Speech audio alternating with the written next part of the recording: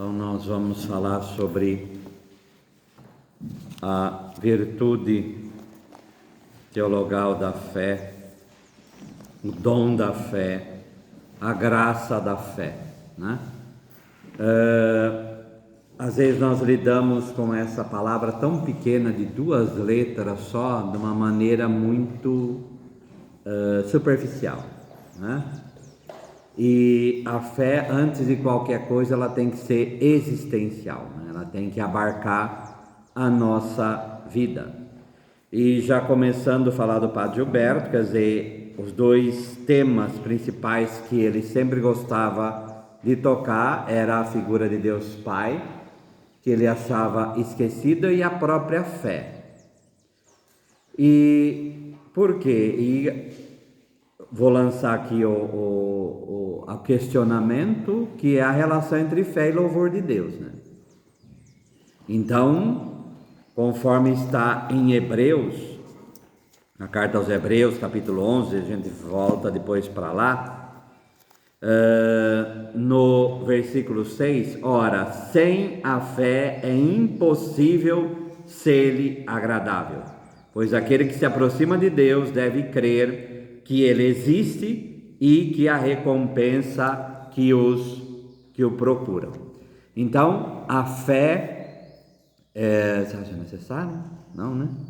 A fé, ela existe em nós para agradar a Deus, para que, como na etimologia, algo de bom de nós possa ser erguido até Ele, né? Então, lá na etimologia do verbo grego quer dizer isso, né? Algo de bom erguido para alguém, sustentado para alguém, né? E mais do que pensar no Padre Gilberto, no discurso dele, porque nós temos, quando a pessoa morre, que esse ano faz 20 anos do falecimento dele, quando se fecha uma vida, e é pela sua morte que se conhece, como a Sagrada Escritura vai dizer, quem é a pessoa. Então, mais do que falar sobre teoria de fé, é pegar o itinerário de vida dele, como a fé foi guia, não só para ele viver, passar pelas doenças, mas fundar a Fraternidade de Jesus Salvador e fundar os institutos, etc. Porque sem essa fé não tem como ir à frente. Então, qual que é o objetivo nosso hoje aqui? Primeiro, a partir, obviamente, da Sagrada Escritura, né? Que a gente não pode se esquecer que está no nosso projeto de vida, que a Sagrada Escritura seja fonte de espiritualidade, porque a palavra de Deus, aurida, tomada, erguida dela, possa sustentar a nossa vida. Então, qual que é o objetivo nosso aqui? Para ficar claro o que é fé, tá? Porque nós, muitas vezes a gente fala isso, mas parece que às vezes não vai. Fé é acreditar. O próprio Carlos Xavier fala que até o demônio acredita, né? Então, fé não é somente acreditar. Então, até essa palavra pega de Isaías, uma das figuras da Sagrada Escritura para a fé é sustento. Então, é esse sustento, tá? Mas o livro que nós queremos pegar é Abacuque, cujo centro para nós é Abacuque 2,4a, né? E a partir do profeta Abacuque a gente vai pensar nesse conceito, o que é ter fé, né? Eis que, inflamado de orgulho, aquele cuja alma não é reta, mas o justo viverá por sua fidelidade. E outras traduções, porque aí a tradução da palavra é para o grego, que é pistes, aí o justo vive pela fé, mas o mais, vamos dizer, específico, seria que o justo viveria a partir de sua fé. Um dos problemas aqui é o quê? Nós tomamos essa palavra porque depois nós vamos lá, ela vai estar em Romanos, ela vai estar em Gálatas, ela vai estar em Hebreus, né? Nós tomamos essa palavra e ficamos só com a frasezinha, né? Só com a frasezinha. Então, vamos ter um olhar um pouco maior sobre esta palavra, né? Para que fique claro para nós o que é isso aí. Primeiro, obviamente não vamos aqui ler o livro inteiro, mas eu quero situar vocês nele. O Abacuque ele foi escrito entre o ano 612 a.C. e 597 a.C., quer dizer, depois da queda da Síria e quando os babilônios estavam descendo do norte para invadir Israel, tomar, e depois vocês vão ver que 587 vai todo mundo para o exílio. Então Abacuque viveu nesse período de queda de um império, que é a época do profeta Naum também, e a ascensão de outro império. Então é aquela história, estou vendo o império cair, mas estou vendo outro monstro se levantar. E aí o profeta, ele começa não precisa ler, mas só você se anotar, no capítulo 1, versículo 2 a 4, ele vai falar o brado da violência. Então, há violência no mundo, há muita desgraça, e ele apresenta isso para Deus. Então, vem um lamento, uma resposta, um lamento, uma resposta. O nosso versículo está no final da segunda resposta de Deus. E ao apresentar esse violência, a gente imaginaria assim, Deus falaria, não, fica calmo, vai tudo dar certo. O que Deus fala para ele? Você está com medo disso? Vai ficar pior. Vai ficar pior. Porque os caldeus vêm vindo, que são os babilônios, eles vêm vindo e a situação vai ficar pior do que você está vendo agora. Aí o profeta, ele faz um segundo lamento. Então o que nós somos? E aí nos versículos aqui, nos versículos 14 até o 16, ele vai falar, então nós somos um bando de peixe que o Senhor colocou na mão de um conquistador, e ele vem e vai nos trucidar, nos pescar, vai colocar na cesta de pesca dele e vai fazer de nós o que eles quiserem fazer. É isso que está acontecendo? E aí vem a resposta. Então, o profeta lamenta e Deus fala assim para ele lá no versículo 2 do capítulo 2: escreve a visão e grava claramente sobre a tábua, para que se possa ler facilmente, porque é ainda visão para o tempo determinado. Ela aspira, a própria visão aspira por o seu termo e não engana. E se ela tarda, espera, porque certamente virá e não falhará. Então, solenemente, o Senhor, ele vai falar. Vem uma visão, vem uma revelação. Lembrar que outro nome para profeta é exatamente visionário. Vem uma visão e você se prepare.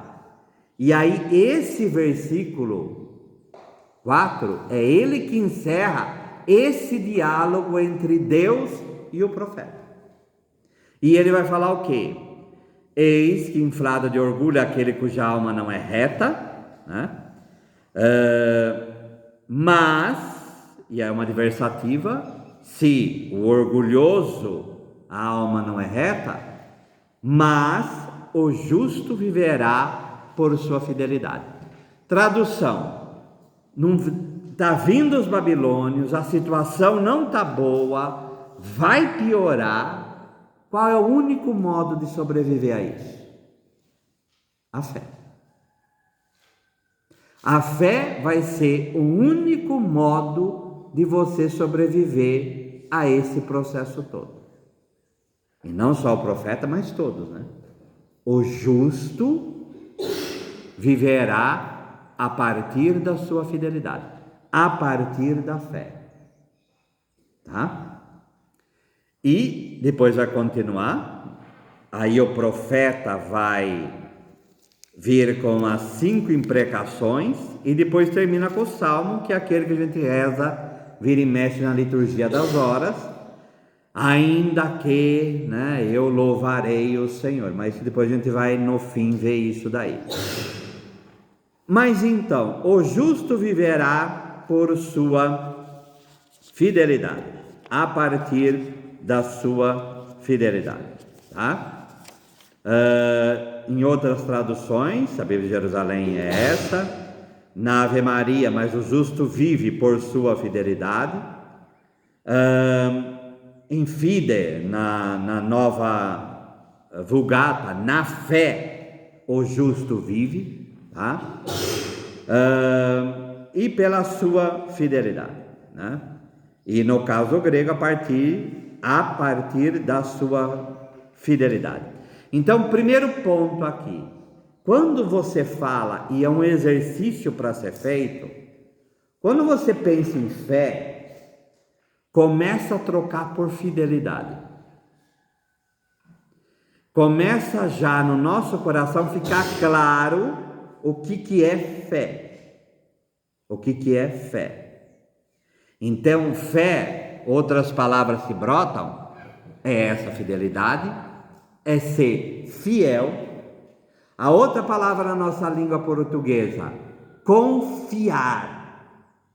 Então, fiar-se a alguém. Então, é o mesmo processo. É o mesmo processo, tá? Essa palavra, ela vem de outras palavras da mesma palavra, mas depois vai derivar outras também, que é Aman, que está em Gênesis 15, versículo 6, que São Paulo também vai usar essa palavra, Gênesis 15, versículo 6. Abraão creu no Senhor, ele foi tido em conta de justiça. Esse creu, esse acreditou, ele é essa mesma palavra que é fé. Por isso que muitas vezes a gente vai usar fé como crença, tá?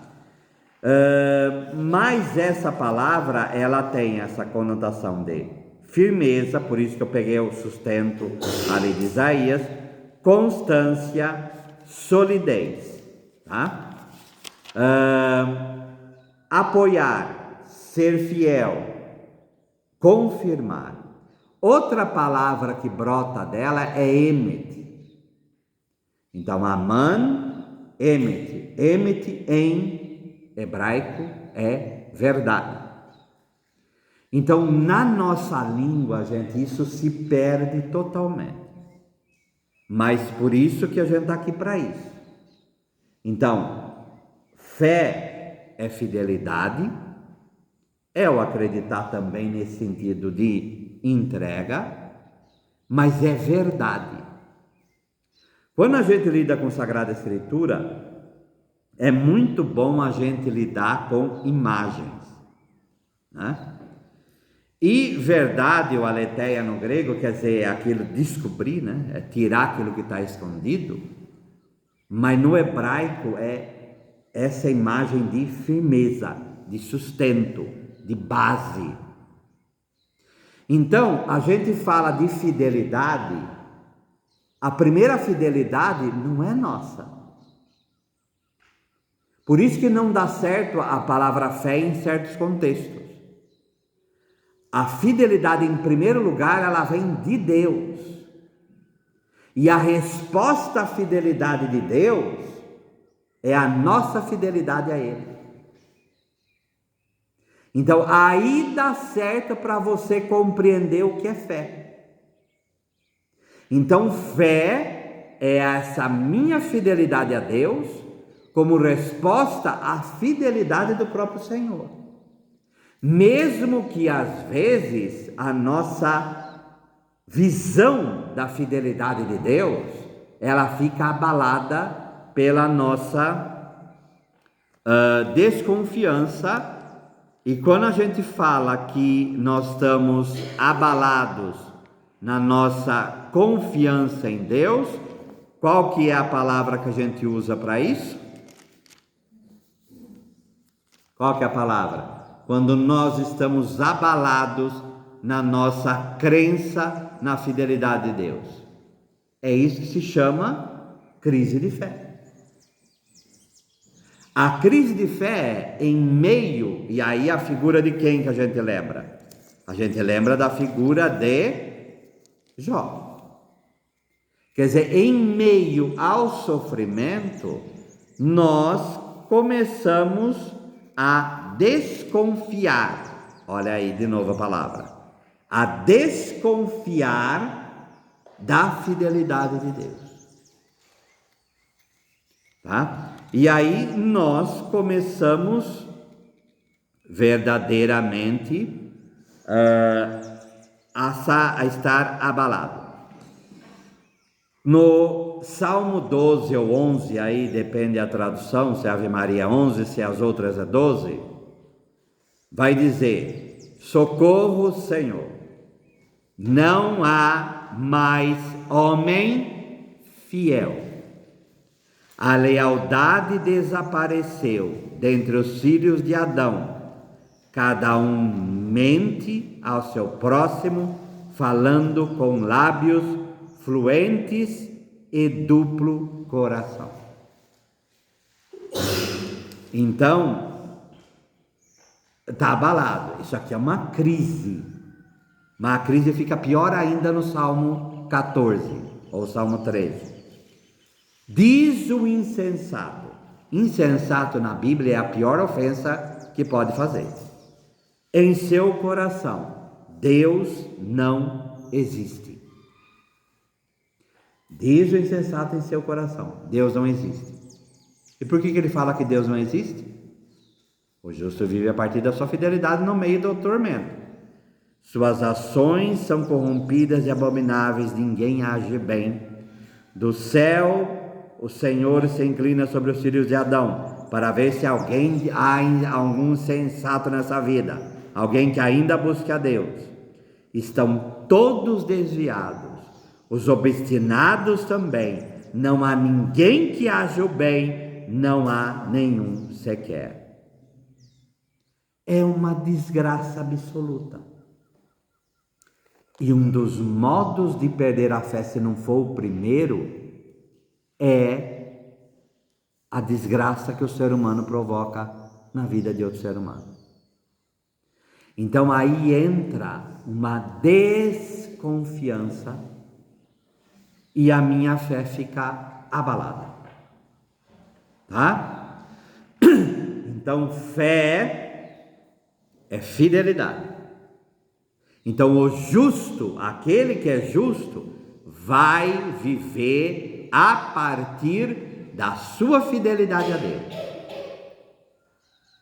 E por que não vai falar a pessoa boa ou a pessoa isso aqui? Mas é o justo que vai viver pela fé, a partir da fé. Porque ele vai procurar fazer o bem, mesmo em meio a tanta desgraça.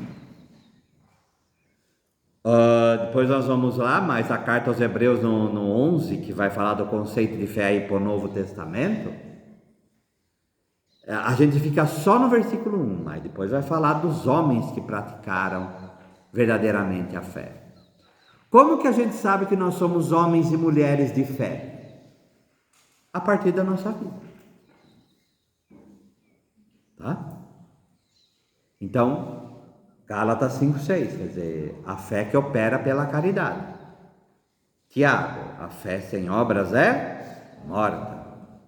Então, a fé é decisão de fidelidade a Deus. E essa decisão de fidelidade a Deus, ela vai se exteriorizando a partir de atos da nossa vida. E uma outra palavra que aí é mais, então fé está ligado à crença, à entrega, a essa fidelidade a Deus, está ligado à verdade, tá? E está ligado a uma palavra que a gente fala muito, que é o amém.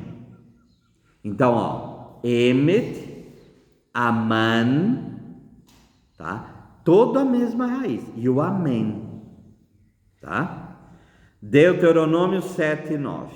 Saberás, portanto, que o Senhor, o teu Deus, é o único Senhor, é o único Deus, o Deus fiel, que mantém a aliança e o amor por 1000 gerações, em favor daqueles que o amam e observam os seus mandamentos. Hael ha-neeman, o Senhor, Ele é a própria fidelidade. O Senhor, Ele é a própria verdade. Então, no hebraico dá para falar a mesma coisa. Ser fiel e ser verdadeiro é a mesma coisa. É a mesma coisa, tá?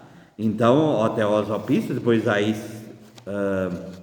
São Paulo vai trabalhar isto aí, tá? Então, ele é o fiel, ele é a própria verdade. E nesse processo, nós temos que imaginar o quê? Quando a gente fala, o Senhor é a minha rocha e a minha proteção, é exatamente essa imagem de fidelidade de Deus. E é a imagem quando Jesus vai falar do homem que constrói a casa na areia, a casa na rocha, é outra imagem de fé. Então olha a parábola lá. Então aquele que ouve a palavra de Deus e a põe em prática é como um homem que construiu a sua casa sobre a rocha. Parou aí? Não. Vem tempestade, vem tufão, vem furacão, vem o que for. A casa permanece. A casa permanece. Então, se vocês quiserem uma imagem simbólica do que é ter fé, é isso daí. A fé é a pessoa que vive sobre Deus. E tem Deus como seu alicerce. E tem Deus como seu sustento. Tá? Essa passagem de Abacuque 2:4b, ela foi trabalhada por São Paulo em Romanos 1:17. Porque nele, no Evangelho, a justiça de Deus se revela da fé para a fé, conforme está escrito: o justo viverá da fé, tá? O que é isso aqui? Então, primeiro vamos explicar. Primeiro, isso aqui é o tema da carta aos Romanos, né? Porque nele, no Evangelho, a justiça de Deus, e justiça de Deus, a justificação, nos tornar justos, é outro tema da carta aos Romanos. Mas como que a justiça de Deus vem para nós? Pela fé. E aqui ele vai falar, se revela da fé para a fé. O que é esse de fé para a fé? Da fé de Abraão para a fé em Jesus Cristo. E a fé é tão importante que São Paulo vai dizer o quê? Aí ele vai pegar a palavra de Abacuque. Porque o justo vive pisteos, quer dizer, a partir da fé. A partir da sua fidelidade. A partir da sua confiança em Deus. Não existe outro modo de viver cristamente sem viver a partir da fé. Porque, voltando a Hebreus 11:6, sem fé é impossível agradar a Deus. É impossível agradar a Deus. Por isso que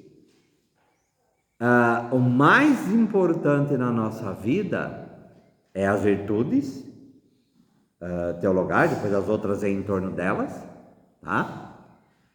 Porém, claro, o mais importante é o amor. Tá? 1 Coríntios 13, sem amar verdadeiramente. Agora, se eu vivo a partir de um egoísmo absoluto, então eu não tenho fé, não tenho esperança, não tenho caridade. Tá? Mas qual a relação entre fé e caridade? A fé é o portão que se abre para que a caridade seja vivida em nossa vida. É esse confiar, e aí a imagem de Santa Teresinha do Menino Jesus, essa confiança que essa mulher tinha em Deus, é plena. E é essa fé que me faz crer no amor de Deus, tá? Aí sim eu começo a viver cristamente, porque a partir dessa fé, aí eu começo a olhar para o futuro esperando alguma coisa, que aí é a virtude da esperança. Nós não podemos isolar uma virtude da outra, tá? 1 João 4,16. 1 João 4,16. Isso daqui, Elizabeth da Trindade, ela trabalha muito isso, né? E aqui é uma das passagens bíblicas que ela trabalha. Nós temos reconhecido, nós sabemos, nós conhecemos o amor de Deus por nós e nele cremos. Porque Deus é amor, é aquele que permanece no amor, permanece em Deus e Deus permanece nele. Nós conhecemos o amor de Deus. Como que a gente conhece o amor de Deus? Todo o processo da revelação de Deus na história. Basta conhecer o amor de Deus? Não. E nós cremos nesse amor. Então, nossa fé vai ser abalada todas as vezes que nós duvidamos do amor de Deus. Pode olhar na própria vida. Quando teve problema e você não conseguiu ver Deus não me ama, a fé abala. A fé abala. E o inimigo da alma, desde Eva, lá de Gênesis 3, a missão dele não é fazer a pessoa, em primeiro lugar, odiar Deus, porque ele odeia Deus. O processo da tentação é desconfie. Ele não colocou essa árvore, então começa a mentir. Mentindo, falando meia verdade. Porque o ideal não é Eva comer o fruto. O ideal é Eva desconfiar de Deus. O problema não foi o fruto. O problema foi a desconfiança. Então, imagine a cena, ela pegando o fruto. Antes de você fazer uma ação, você tem, se eu vou pegar o copo de água e beber, eu tenho que, na minha mente, decidir por esse copo d'água. Então, o fruto já tinha sido comido por Eva na mente dela. Então, esse é o problema. Por isso que marreta o tempo inteiro o tentador na fé. E os problemas da nossa vida sempre vão girar em torno disso. Esse amor também de Deus, que o senhor está falando, né, que somos tentados a desconfiar, é também a promessa? A gente pode desconfiar de uma promessa de Deus e cair na crise de fé? Tudo, absolutamente tudo, de coisas menores a coisas maiores. Porque o que é o itinerário da nossa vida? São Tomás de Aquino, a gente nasce para praticar virtudes, e uma delas é a fé, e nessa prática exteriorizar por boas obras, obras conforme João 15 agradam e louvam o Pai, tá? E um dia morrer. Só que nesse processo há sofrimento. Então esse sofrimento, seja sofrimento físico, seja sofrimento moral, todos eles abalam a nossa fé. Crise vocacional. Não existe crise vocacional sem crise de fé. Não existe. Então, se eu tenho crise na minha vocação, se eu tenho crise na minha consagração, é porque eu tenho crise de fé. Porque eu vejo que Deus não é mais meu sustento. E aí bate o desespero. Certo? É sempre assim. É sempre dessa maneira. Tá? Agora, lembra de Jó. Jó sofreu tudo aquilo. Ele debatia com Deus o tempo inteiro. E os amigos dele falando: você tem que ser humilde. Você tem que descobrir, tem um pecado em você. Por isso você está pagando por tudo que você fez. Você perdeu seus filhos. Você perdeu sua riqueza. E você perdeu sua saúde. Todas as dimensões nossas. Dimensão relacional, dimensão de bens e dimensão física. E ele é humilhado ainda pela mulher. Amaldiçoa, que na Bíblia vai colocar louva, mas o tom ali é de amaldiçoar, né? Amaldiçoa a Deus e morre. Que vida desgraçada que é essa? Se recebemos de Deus os bens, por que não? Isso é o brado de um homem de fé. Tá? No final, Deus dialoga. Onde você estava quando criou o universo? Capítulo 38. E ele vai questionar quem? Deus? Não Jó. Ele vai questionar os amigos dele. Como que vocês trataram Jó dessa forma? Por que Deus recrimina os amigos de Jó? E Deus vai falar: vocês apresentaram uma imagem horrorosa a mim. Porque não é verdade o que vocês falaram. Não é verdade o que vocês falaram. Tradução: o justo pode sofrer e não ser por pecado. Tá? Esse é o tema do livro de Jó. É algo que vai contra a famigerada teologia da prosperidade. Tá? Por quê? Para passar por isso ele teve que ter fé. Fidelidade a Deus. E não quer dizer que fidelidade a Deus é algo tranquilo.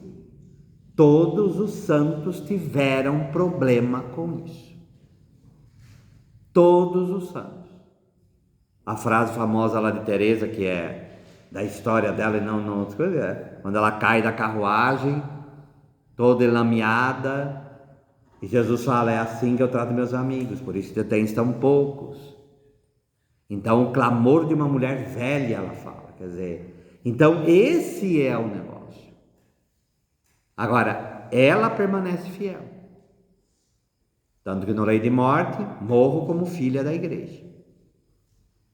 Então essa fidelidade a Deus é uma busca nossa o tempo todo. O tempo todo, tá? Gálatas 3:11. E que pela lei ninguém se justifica diante de Deus. É evidente, pois o justo viverá pela fé. E aí cita novamente Abacuque 2:4. Aqui, ó, a carta aos Gálatas é tipo de um resumo da carta aos Romanos, né? O justo, pela lei ninguém se justifica. Se justificar ninguém se torna justo perante Deus pela prática da lei. Ninguém tem a capacidade de praticar por si a lei. Nós precisamos da graça de Deus. Efésios 2:8. É por graça que vós sois salvos. Tá? E nesse processo, tá? Aí ele vai afirmar: o único modo de ter a justiça de Deus em mim é a partir da fé. Porque o que a fé faz com a graça? Qual a relação entre graça e fé?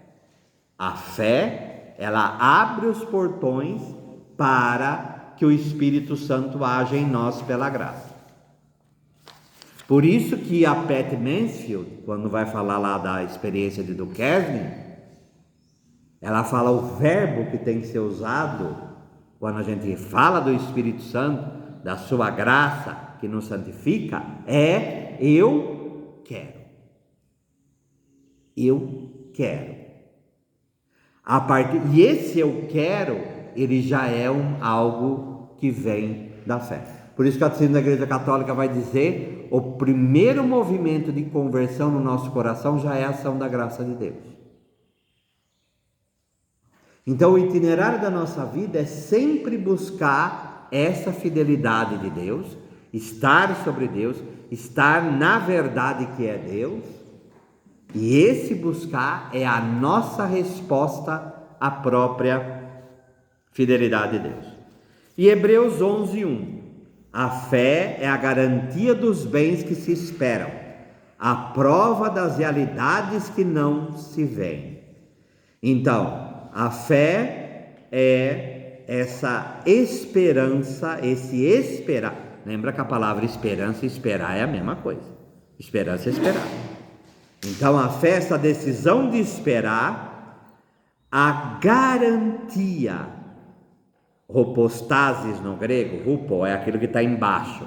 Stasis é a mesma coisa do verbo estar. Então é estar enfincado, basilado, alicerçado, enraizado.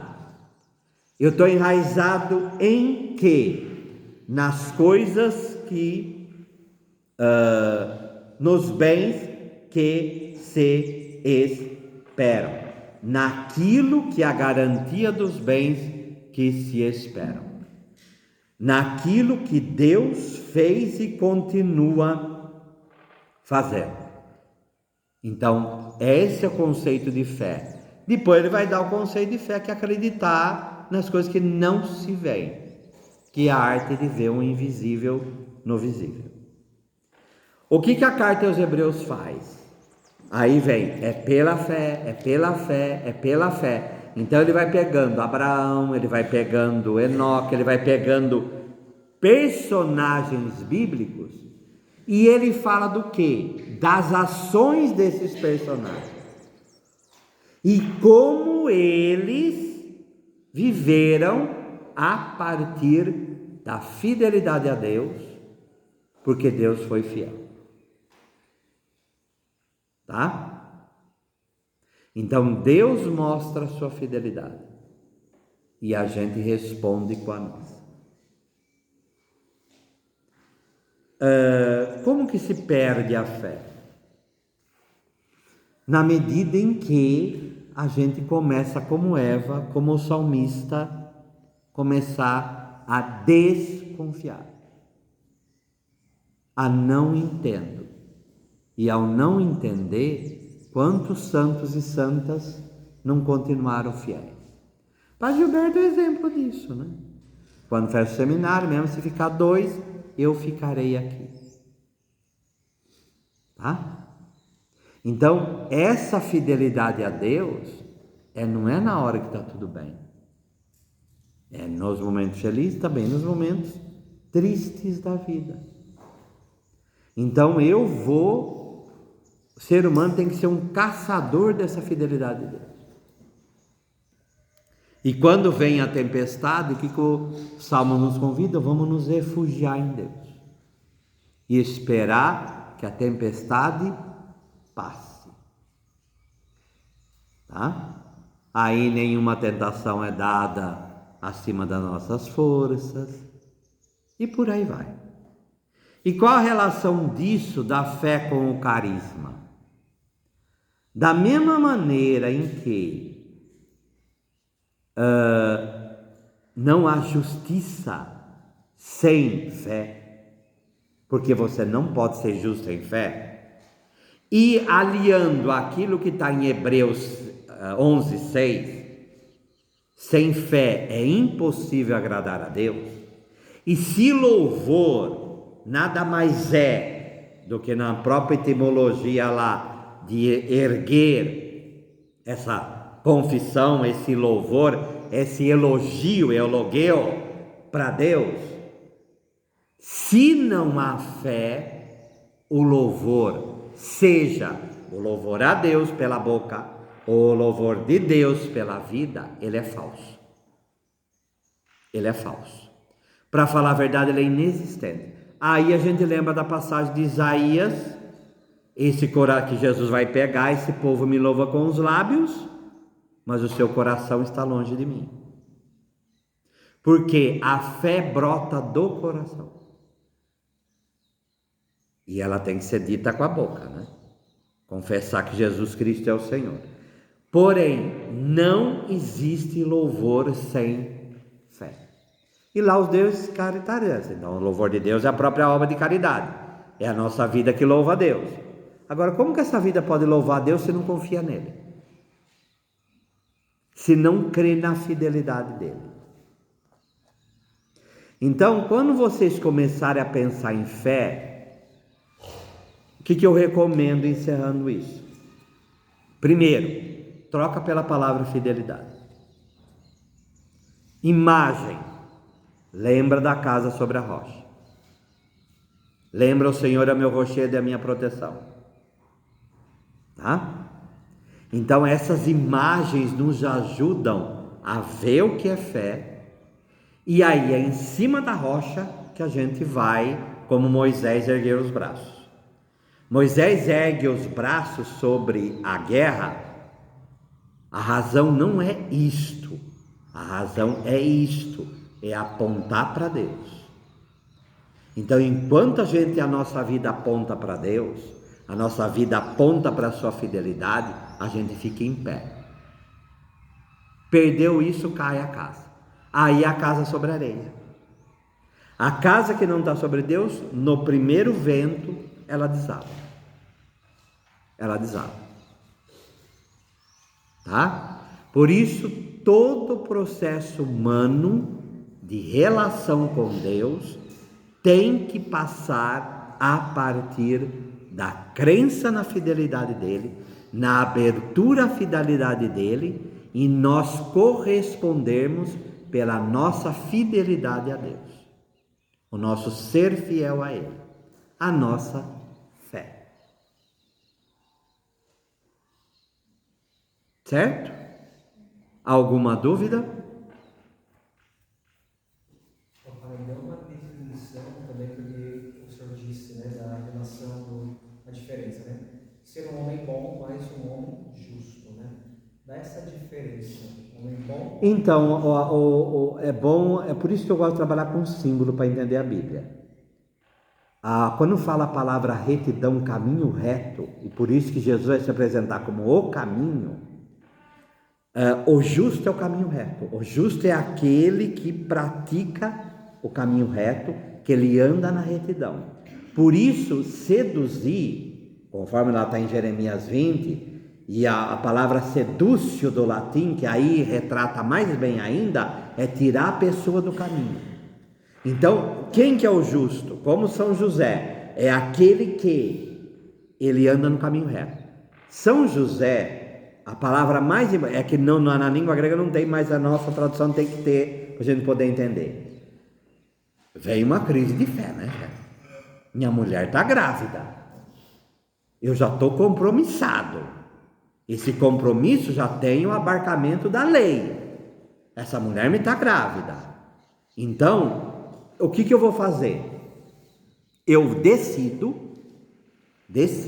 decidindo que eu vou dispensá-la em segredo, não em público, para que ela não seja apedrejada, porque aí eu sou fiel à lei, porque eu tenho que ser fiel à lei, mas ao mesmo tempo eu tenho que ter caridade, porque eu amo essa mulher. Por isso que São José é o justo. Agora, a fé de São José, enquanto ele pensava isso, em sonho um anjo se apresenta. Não tenhas medo, José, porque tá. Então São José passou por uma crise de fé. Só que ele não culpa Deus, ele não xinga Deus. O que ele faz? Eu vou agir de modo justo. Então por isso que ele se torna um modelo de homem justo. Enquanto ele pensava isso. E aí um homem de fé também. Por isso que as duas andam juntas. Porque a gente pode ter justiça a partir da nossa própria carne. Aonde está isso na Bíblia? João 8. Tinha um professor meu que ele questionava, e ele está certo em questionar. Não está na lei que tem que apedrejar a mulher adúltera? Não está? Quem não tiver pecado, atire a primeira pedra. Não interessa se eu tenho pecado ou não. Se ela tem que ser apedrejada, ela tem que ser apedrejada. Mesmo se eu sou o pior pecador do mundo e eu sou juiz, eu tenho que apedrejar essa mulher. Sim ou não? Por que eles largaram as pedras? Se eles conheciam a lei.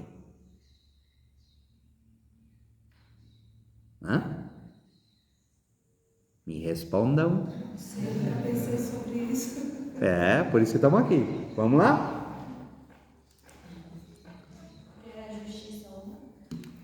Não era nem justiça humana. Qual é a razão deles trazerem aquela mulher? Pressionar Jesus. Então, a intenção do coração, completamente, compara isso com São José, é completamente diferente. Não é nem justiça divina, nem humana. Eles instrumentalizaram a lei, porque onde está o marido dela? Eles instrumentalizaram, onde está o amante dela? Eles instrumentalizam a lei para pressionar Jesus. Então a intenção do coração não é reta. Por que a gente fala de consciência reta? Se não é reta, não é justa. Mas por que Jesus dá essa resposta para eles e eles acatam? Porque os mais velhos começam a soltar as pedras. Por que os mais velhos? Eles apreenderam na hora o que Jesus queria dizer. O que Jesus está falando? Qual a intenção que vocês têm? Qual a intenção que vocês têm? Vocês estão fazendo isso baseado em pecado. No pecado de vocês, que vocês querem acabar com a minha vida. É essa a justiça que vocês estão fazendo? E aí os mais velhos, que sabem lidar com a lei há muito mais tempo, eles entenderam o que Jesus queria dizer. Certo? Então, por isso que é o justo que vive. A justiça de Deus só nos é dada pela fé, e não pelo esforço humano.